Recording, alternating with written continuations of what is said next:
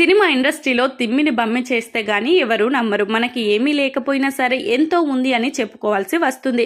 అలాంటి వారికి అవకాశాలు దొరుకుతాయి. కానీ కొన్ని కోట్లు ఇచ్చినా కూడా కొంతమంది నటీనటులు సెలబ్రిటీస్ కొన్ని పనులు చేయడానికి ఇష్టపడరు. అవకాశం కోసం లేదా డబ్బు పేరు కోసం తమ నిజాయితీని తాకట్టు పెట్టుకోకుండా పనిచేస్తూ ఉంటారు. అలాంటి వారు ఎవరు ఇండస్ట్రీలో మనుగడ ఎక్కువ రోజులు సాధించలేరు. అయినా కూడా తమ కష్టంతోనే పైకి వస్తామని ఎవరిని మోసం చేయాల్సిన అవసరం లేదని మడి కట్టుకుని కూర్చున్న కొంతమంది సెలబ్రిటీస్ గురించి ఇప్పుడు తెలుసుకుందాం.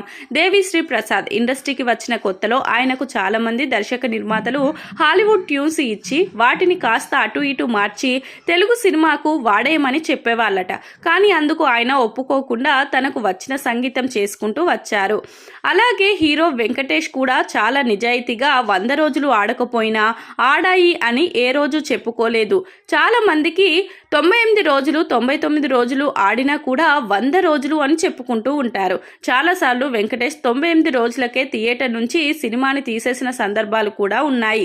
ఇక హిట్టు సినిమాలో పోలీస్ ఆఫీసర్ పాత్రలో నటించిన కోమలి ప్రసాద్ని చాలా మంది తాను హిందీ సినిమా నుంచి వచ్చాను అంటూ చెప్పుకోమనేవారట. కానీ తాను తెలుగు సినిమా ఇండస్ట్రీలోనే తెలుగు అమ్మాయి గాని అవకాశాల కోసం అడుగుతాను కానీ హిందీ పేరు చెప్పుకొని అబద్ధాలు చెప్పను, మోసం చేయను అంటూ కరాఖండిగా చెప్పేవారట.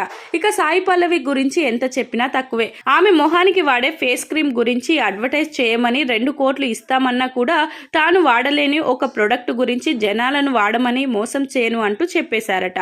ఇక సంపూర్ణేష్ బాబు సైతం తను మొదట ఎన్ఆర్ఐ అంటూ చెప్పుకున్నాడు. కానీ ఆ తర్వాత తన నిజ జీవితం గురించి ఇంటర్వ్యూ ఇచ్చి మరీ ఓపెన్ అయ్యారు. తెలుగు వారిని మోసం చేయడం ఇష్టం లేకనే తన గురించి నిజాయితీగా నిజాన్ని చెప్పాడు సంపూర్ణేష్ బాబు.